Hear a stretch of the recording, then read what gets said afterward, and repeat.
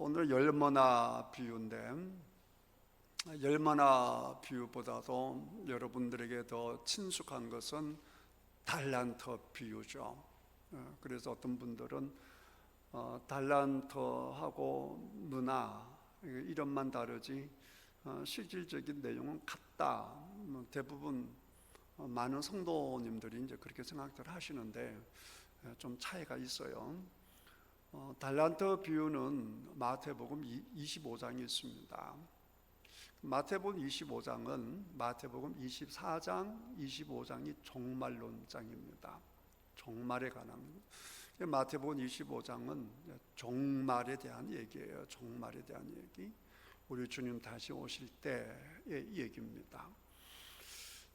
그리고 오늘 이제 열머나 비유는 11절을 보시면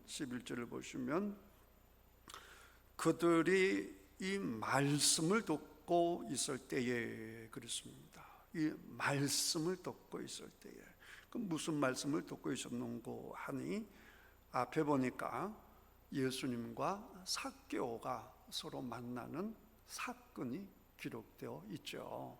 그러면서 예수님께서 마지막 말씀하시기를 9절 10절, 자 9절 10절 다 같이 읽겠습니다. 시작. 예수께서 이르시되 오늘 구원이 이 집에 이르렀으니 이 사람도 아브라함의 자손이미로다. 인자가 온 것은 잃어버린 자를 찾아 구원하려 함이니라. 그러니까 예수님께 이 땅에 오신 목적 중에 하나가 삭개오와 같은 사람을 찾아서 구원시키기 위함이죠. 근데 이제 삭개오 앞에는 또 누가 있냐라고 하게 되면 바디메오, 이름이 있지만 이름이 없는 바디메오, 거지로 살아가는 삭개오도 그러고 거지 바디메오도 그러고 정통 유대인들 사람 생각에 이들은 구원받기에 합당하지 않다. 구약 율법에 따르면 정상적이지 않는 장애를 갖고 있는 사람들은 어떻게 보면 하나님께 저주받은 사람입니다. 그러니까 이게 참 무서운 거잖아요. 하나님께 버림받은 사람입니다. 이랬는데 놀랍게도 11장 마지막 보실까요? 바디메오에 대한 마지막 결론이 뭐냐라고 하게 되면 42절 43절 읽겠습니다. 시작. 예수께서 그에게 이르시되 보라 내 믿음이 너를 구원하였느니라 하시매 곧 보게 되어 하나님께 영광을 돌리며 예수를 따르니 백성이 다 이를 보고 누구를 찬양해요? 하나님을 찬양하니라. 유대인들 생각에는 결코 있을 수 없는 일이죠.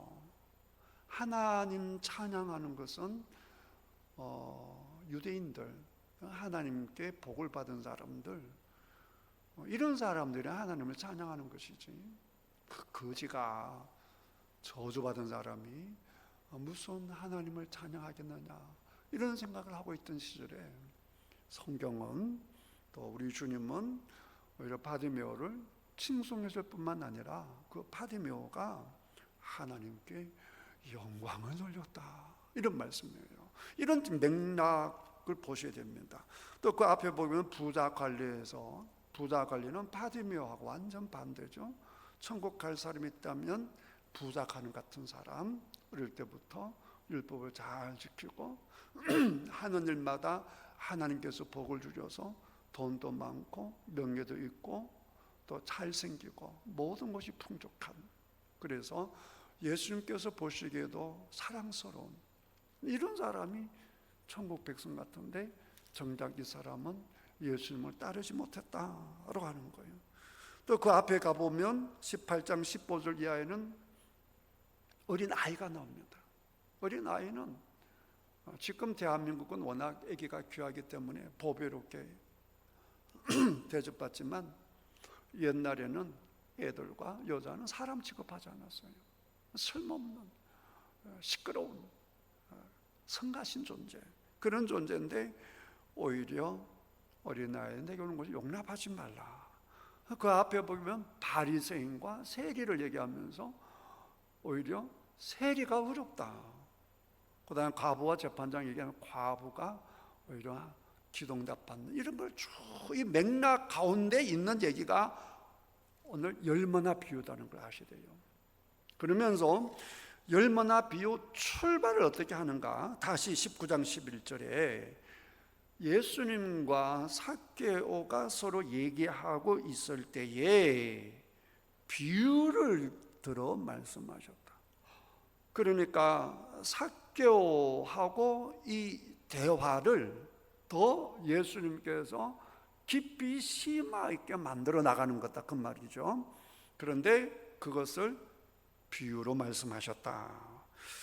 그 다음에 또 보면 11절에 왜 예수님께 비유로 말씀하셨는가 하니, 이는 예수님께서 예루살렘에 가까이 오셨고 그들은 하나님의 나라가 당장에 나타날 줄로 생각함이로라 그랬습니다. 예수님은 예루살렘에 가까이 가셨고 그들은 누굽니까? 11절에 그들은 누구냐? 자, 그들은 누구겠어요? 자, 예수님과 삭개오의 그 사건을 생각해 보십시오. 삭개오가 예수님을 보고 싶었는데 못 본 이유가 뭐죠? 많은 사람들이셨죠. 많은 사람들이. 근데 본인은 키가 작고 그래 남이 올라갔잖아요. 그러니까 많은 사람이 있었다. 그러니까 예수님의 제자도 있었고 그 예수님을 따르는 숱한 사람들이 있었다라고 하는 것이죠. 그 모든 무리들이죠. 그 모든 무리들은 하나님의 나라가 당장에 나타날 줄로 생각했다라고 하는 것이죠. 이런 문맥 속에서 예수님께서 비유로 말씀하셨다 이 말이에요. 그러면서 12절에 어떤 귀인이 왕위를 받아가지고 그리고 먼 나라로 갈 때에 제가 이제 그 왕이라고 하는 이 개념을 중국에 살면서 이제 중국어로 이제 살아야 되기 때문에 중국어로 강의를 해야 되기 때문에 늘 중국어를 들었거든요. 그러면 이제 중국 TV를 늘 봤는데 그 보게 되면 이제 사극 같은 데 보면 왕들이 나와요, 왕들. 그때 내가 개념을 왕이라는 개념을 분명히 알았습니다. 왕이라는 개념은 뭐냐라고 하게 되면 황제는 하나밖에 없는 거예요. 황제는 하나밖에 없어요. 그 다음에 왕들은 많습니다. 지역마다 왕이 있어요. 그리고 이제 조선에 왕이 있잖아요. 그 옛날에 우리가 이 사람이 왕이 됩니다라고 하는 허락을 중국 천황한테 가서 황제한테 가서 허락을 받고 했던 그런 시절이 있었죠. 그러니까 왕은 많습니다. 그러니까 로마 제국에 이제 황제가 있는 것이고 각 지역마다 왕이 있는 거예요. 각 지역마다 왕이 있는 거예요. 그래서 오늘 보게 되면 22절 이거는 실질적으로 역사 가운데 있던 일이기도 합니다. 누가 그랬는가? 헤롯 왕, 그 다음에 그의 아들 아켈레오. 특별히 헤롯 대왕 그 아들 아켈레오가 왕이 되려고 하면 누구로부터 왕위를 받아와야 되냐라고 하게 되면 로마 황제로부터 왕위를 받아야 되거든요. 그래서 아켈라오가 이제 로마에 가서 황제에 가서 윤호해 주십시오. 이거 아닙니까? 저를 왕으로 세워 주십시오. 이랬단 말이에요. 그렇게 해서 먼 나라로 갈 때에 실질적으로 이런 일이 있었는데 예수님께서 이 말씀을 하실 때 사람들은 그 얘기를 다 알고 있으니까 금방 그때 그 일을 이제 지금 빗대서 얘기하고 있구나. 금방 이제 이해를 하는 거죠. 자, 그 다음에 13절 보니까 이제 왕위를 받으러 가면서 종 10명을 불러다가 은화 10문화를 주며 그랬습니다. 10문화하고 달란트는 엄청난 값의 비교가 있습니다. 달란트는 금으로 34.5 몇 킬로 뭐 그러고, 또 돈으로 따지면 6천 데나리온 이렇게 하기도 하니까 한 데나리온을 그냥 하루 한 데나리온이 하루 품삯이니까 10만 원을 따지면 6억이 되는 것이죠. 1달란트는. 그러니까 1머나는 100데나리온이 됩니다. 100데나리온. 그러니까 이제 100일치이라는 게 되니까 10만 원 100일이면 한 1000만 원 정도 되나요? 그 정도이죠. 그 정도를. 근데 이제 달란트 비유 보게 되면 재능에 따라서, 각 사람의 재능에 따라서 5달란트, 2달란트, 1달란트 줬는데, 오늘 이 귀인은 종들에게 똑같이 줍니다. 똑같이 한 문화씩 10명에게 10문화를 나눠준 거니까 각 사람당 1문화씩 주면서 내가 돌아올 때까지 이윤을 남겨라. 장사하라고 하는 말은 이윤을 남겨라, 그 말 아닙니까? 주인이 나에게 도움이 되도록 해라, 이러고는 간 것이죠. 그런데 14절에 보니까 이제 이 14절 이야기는 달란트 비유는 없는 거예요. 결정적으로 차이점 중에 하나입니다. 14절에 보니까 그런데 그 백성이 그를 미워하여, 그 귀인을 미워하여, 왕이 되고자 하는 그 사람을 미워하여 사신들을 뒤로 보내요. 몰래 보냈다, 그 말이에요. 그리고는 황제한테 그러는 거죠. 이 사람이 우리의 왕됨을 원하지 않습니다. 실질적으로 그랬어요. 아켈라오가 황제에게 이제 내가 왕이 됐으면 좋겠다라고 간다는 소식을 듣고 유대 지도자들이요 50명이 실질적으로 아켈라오 몰래 황제를 만납니다. 황제를 만나서, 저 사람은 우리 정통 유대인도 아니고 성격도 포악하고 성품도 좋지 않아서 도무지 우리들이 왕으로 모시기 힘듭니다. 그러면 이거는 황제에게도 좋은 일이 안 됩니다. 이렇게 해서 이제 아켈라오가 왕 되는 것을 반대하는 그런 입장을 황제에게 진짜로 전했습니다. 근데 이제 근데 황제가 그 얘기를 듣고요, 헤롯이 맡고 있던 그 지역을 세 아들에게 나눠주죠. 나눠주면서 분봉왕이라, 하나 전절 주면 왕이었고 나눠서 줬다, 그 말이죠. 그 세 토막을 나누어서 아켈라오에게 줬습니다. 근데 그 얘기가 똑같은 거예요. 근데 예수님께서 이 얘기를 왜 했느냐? 그게 중요하잖아요. 이 얘기를 왜 했느냐? 잘 생각해 보시면 예수님께서 예루살렘에 가까이 오셨다는 걸 알았고, 그 다음에 무리들은 하나님의 나라가 당장에 나타날 줄로 생각한 상태에서 예수님께서 이 비유를 말씀하고 계신다라고 하는 것을 염두에 두셔야 됩니다. 그러니까 우리가 얼른 이해가 되죠. 이제 예수님께서 이제 예루살렘에 가시게 되면 돌아가시게 되는 거 아니겠어요? 그리고 하나님 나라에 가게 될 텐데 하나님 나라에 가서 다시 오게 된다, 그 말씀이죠. 그런 의미가 있는 것이고, 그 다음에 이제 아까 역사적인 그런 사실을 인용해서 이들에게 교훈하고자 하는 것이 있는 겁니다. 자, 그 다음에 15절에 귀인이 왕위를 받아가지고 돌아와서 은화를 준 종들이 각각 어떻게 장사하였는지를 알고자 하여 그들을 부르니, 그 첫째가 나와 이르되 주인이요 당신이 한 문화로 10문화를 남겼습니다. 10배의 이득을 남겼다는 것이죠. 주인이 잘했다, 네가 지극히 작은 충성하였으니, 작은 일이 아니죠. 큰 일에 충성한 것이죠. 주어진 일에 최선을 다한 것이죠. 자, 10고를 차지해라. 그 다음에 이제 둘째가 와서 저는 5문화를 만들었습니다. 그러니까 19절에 보니까 10문화를 남긴 사람에게는 극한 칭찬을 했죠. 착한 착한 종아 그랬잖아요. 내가 지극히 작은 일 충성하였으니 10골을 다스려라. 근데 둘째가 와서는 5문을 남겼는데요. 그러니까 너도 5골을 차지해라. 칭찬은 한 것도 없고 이제 상급만 준 거죠. 5골을 다스려라. 그 다음에 이제 문제는 또 한 사람인데, 그러면 이제 여러분들은 머리가 좋으니까 그럼 7사람은 어디 가서 이런 생각하실 수가 있는데, 어디까지 비유이기 때문에 각 한 사람 한 사람 중요한 것이 아니고 한 사람 대표적인 사람들의 태도를 얘기하고 있는 거예요. 10문 하나 남긴 사람, 그 다음에 5문 하나를 남긴 사람, 하나도 안 남긴 사람. 그냥 하나도 안 남긴 것보다 더 중요한 것이 있어요. 그게 뭐냐?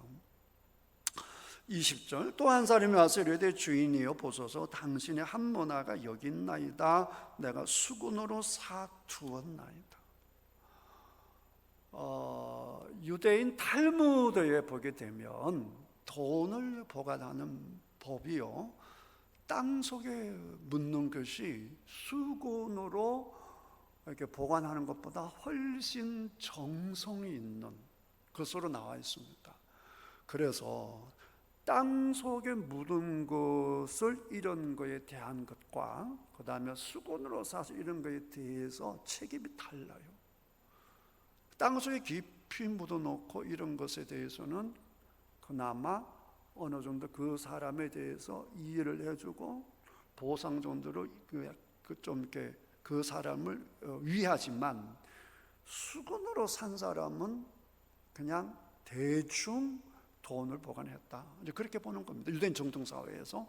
그러니까 예수님 비유 그런 게 있잖아요. 밭을 갈다가 그 숨은 보화를 발견했다라고 하는 것이, 귀한 돈 되는 것들은 금은 보화는 수시로 도둑들이 오고 도둑들이 오니까 집에 놔두놓으면 다 도둑 맞는 겁니다. 그러니까 옛날에 뭐 은행이 요즘 좀 잘 돼 있는 것도 아니고 이렇게 하니까 숨길 곳이 어디 있겠어요? 땅속에다 묻어두는 겁니다. 그 땅속에 묻어두고 가족하고 같이 의논하고 묻으면 괜찮은데, 또 그런 사람 있지 않습니까? 그런 걸 절대로 남에게 나누지 않는 사람. 그걸 갑자기 죽어버리는 거예요. 그러면 아무도 모르잖아요. 그런 것들 가끔 농사 짓다가 발견되기도 한 것이죠. 그러니까 예수님의 비유들은 대부분 현실 가운데 일어나는 일들을 가지고 주로 비유를 말씀하신 거예요. 그러니까 이 사람은 땅속에 묻지도 않고 수건으로 감싸놨다니 아주 게을러 빠졌다 그 말이에요. 주인이 준 돈에 대해서 보고만 했는데, 그리고 이 사람이 하는 말을 보십시오. 하는 말. 이상근 박사님 주석에 참 재밌는 주석을 해놓으셔서 그분은 이런 글을 남겨놓으셨어요. 원래 일하지 않는 사람이 말이 많다, 이런 주석을 남겨놓더라고요. 일하지 않는 사람은 참 말이 많죠. 선교하는데 다 선교하는 사람도 말이 없어요. 꼭 선교하지 않는 사람이 왜 하느냐 뭐 하냐 그런다고요. 교회가 필요해서 교회 성전 건축을 하게 되면 그냥 기도로 돕든지 벽돌 한 장으로 나르든지, 안 그러면 돈 10,000원에도 헌금하시든지, 이런 분들은 말이 없는데 아무것도 하지 않는 사람들이 왜 교회 짓냐 왜 그러냐 이런단 말이에요. 대부분 그래요. 그러니까 이 사람도 보면 그냥 아무것도 안 했잖아요. 아무것도 안 했으니까 가만히 있으면 자기가 나쁜 놈 되잖아요. 그냥 자꾸 변명을 한다고요. 이게 비유 속에서만 그런 게 아니라 우리의 삶 속에도 그래요. 공부하는 애들은 공부하죠. 말하지 않습니다. 변명은 공부하지 않는 애들이 변명하죠. 모든 면에 그런 거예요. 자, 뭐라고 얘기했는가? 근데 말도 잘하면 좋은데, 그러니까 어리석은 것이죠. 말도 꼭 혼날 말을 하는 거예요.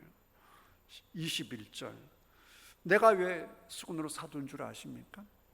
이는 당신이 이제 왕이 된 것이죠. 당신이 엄한 사람인 것을 내가 무서워함이라.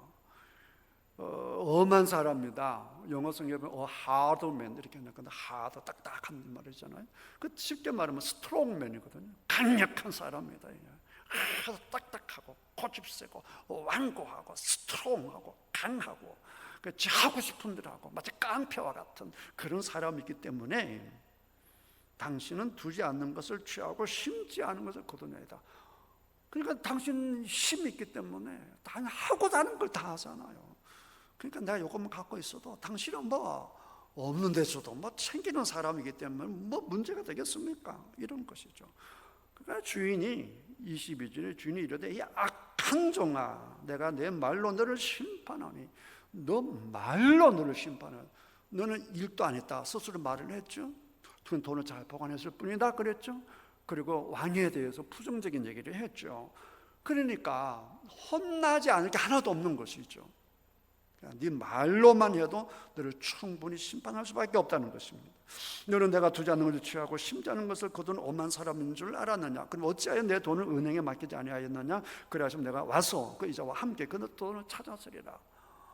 내가 너에게 나에게 유익을 달라고 했지 그냥 갖고 와? 이런 것이죠.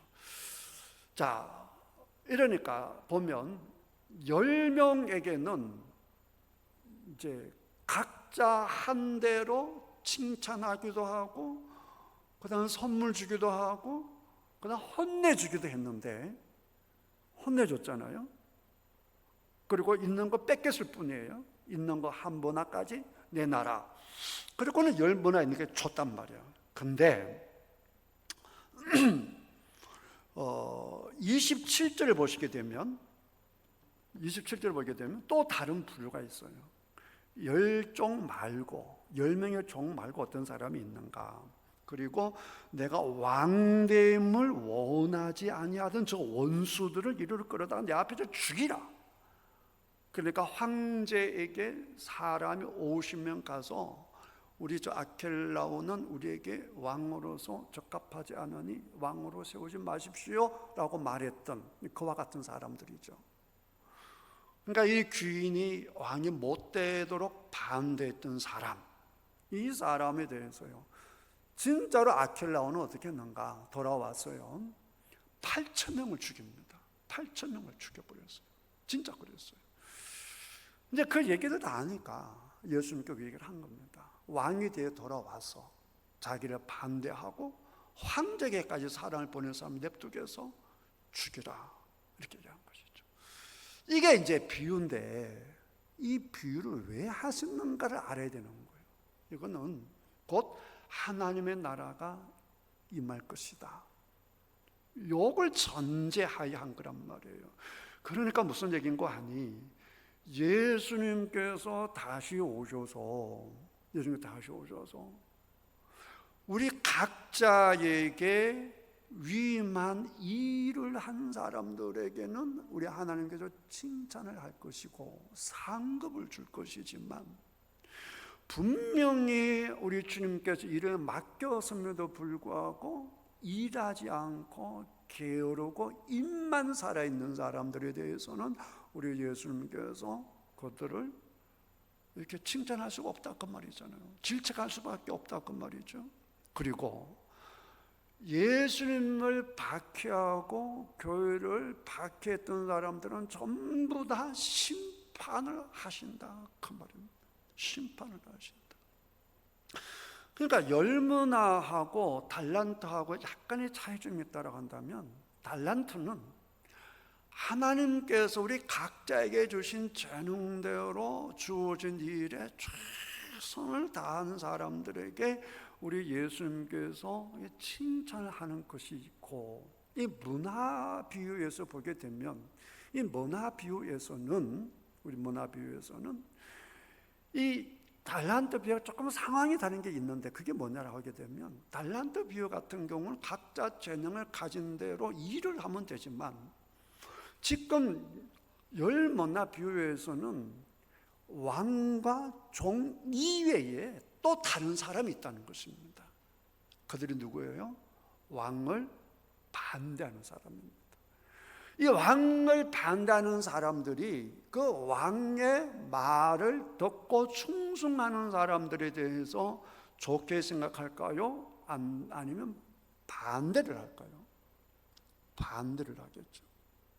그러니까 지금 이 시대에 이 비유를 적용시켜 보게 되면, 이 시대에 우리가 예수님을 믿고 예수님을 위해서 충성하고자 했을 때 세상 사람들이, 야, 너 예수가 무슨 너의 왕이냐? 너 귀한 너 몸은 너의 것이야. 너 인생 네 것이야. 너 주인은 너 자신이라고.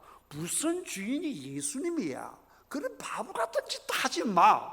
이런 소리를 듣기도 하고, 때로는 북한이나 중국이나 중동지역 같은 데서는 실질적으로 진짜 왕이신 예수님을 따라가는 사람들에게 이 예수님을 반대하는 사람들을 어떻게 하게 돼요? 순교시키기도 하고 감옥에 잡아넣기도 하고 고통을 주기도 하지 않습니까?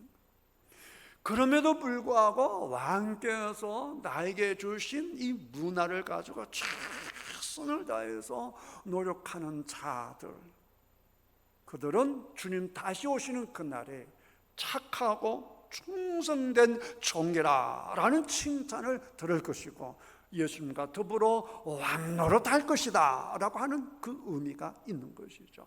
또 하나 있는 게, 그게 뭐냐, 이 문화라고 하는 겁니다. 이 문화가 돈에, 이렇게 뭐 금은의 어떤 그 계량을 측정하는 뭐 그런 거이지만, 이게 한편으로 뭐와 같은 거인고 하니, 유대인 정통에서 하나님 나라는 누가 들어가느냐? 바리새인이 들어가는 거예요. 바리새인들, 의로운 사람들이 들어간단 말이에요. 근데 이 문화로 하는 것은 달란트처럼 그냥 많은 돈도 아니고, 그저 한 1,000만 원 정도, 보통 정도. 그래, 달란트에 비하면 문화는 지극히 작은 것이란 말이에요. 그게 무슨 말이냐를 하게 되면, 우리들이 주님께서 우리들에게 집중하라고 한 것은 바리새인이나 부자 간원이나 잘 사는 사람이 아니라, 예수님께서 지금 마지막 예루살렘에 들어가시면서까지 마지막까지 찾아가고 용기를 주고 구원시켰던 사람들이 누구예요? 어린아이, 그죠? 세리, 바디메오, 삭개오, 이런 거잖아요. 그러면서 예수님이 하신 말씀이 뭐예요? 내가 온 것은 이 잃어버린 자를 찾아러 왔다 이랬잖아요. 내가 구원하러 왔다 이랬잖아요. 그러니까 우리의 왕 되신 예수님께서 그런 잃어버린 자를 찾았다라고 한다면, 그럼 당연히 왕이신 그분께서, 우리가 그분의 종이라고 했을 때 우리가 누구처럼 살기를 원하겠느냐 말이에요. 우리가 예수님처럼 살기를 원할 것이다 그 말이에요. 그러니까 그럼 우리가 해야 될 일이 뭐겠느냐 말이에요. 우리가 맡은 바 충성을 다하는 것은, 이 한 문화가 10문화를 남기는 것은 뭐겠냔 말이에요. 이건 잃어버린 자를 찾는 거란 말이에요. 잃어버린 자를. 특별히 세상에서 버림받고 인정받지 못하고 나는 살 가치가 없다라고 생각하는 사람들에게 우리가 예수님이 그 마지막까지 그 찾아가서 그들을 격려하고 위로하고, 그리고 그들로 하여금 힘을 내서 그가 하나님께 영광을 돌리게 하고 말이죠. 그래서 삭개오는 모든 사람들이 욕을 하고 그러지만 그 모든 사람들 앞에서 세워줘서 삭개오도 당당하게 자존감을 세워서 내가 이런 거 이렇게 하겠습니다 당당하게 말을 하고 그렇게 만드는 주님 같은 사명을 감당해라. 이게 이 교훈 속에 담겨 있는 것이죠. 그러니까 교회가 그러니까 세상 사람들이 무시하고 인정하지 않고, 또 스스로 살아가지 못하는 마음이 약하고 몸이 약하고 경제적으로 약하고 관계가 약하고 여전히 약해서 사람들이 볼 때 저기 인간 같지도 않는 거, 뭐 저기 뭐 사람 노릇이나 하나 한 이런 사람들에게도 우리가 그들에게 관심을 가지고 한 영혼을 찾아가는 것이 우리가 문화 비유 속에서 종들이 감당해야 될 숨어있는 문맥 속에서 주는 교훈이다라고 하는 것을 우리가 알 수가 있는 것입니다. 그러니까 예수님께서 이 땅에 다시 오실 때 누구를 가장 칭찬하겠느냐 말이에요. 주님의 뜻에 맞추어서 최선을 다한 사람을 우리 주님이 칭찬할 것이죠. 여러분, 주님 다시 오셨을 때 우리 예수님께 크게 칭찬받는 여러분 다 되시기를 주님의 이름으로 축복합니다.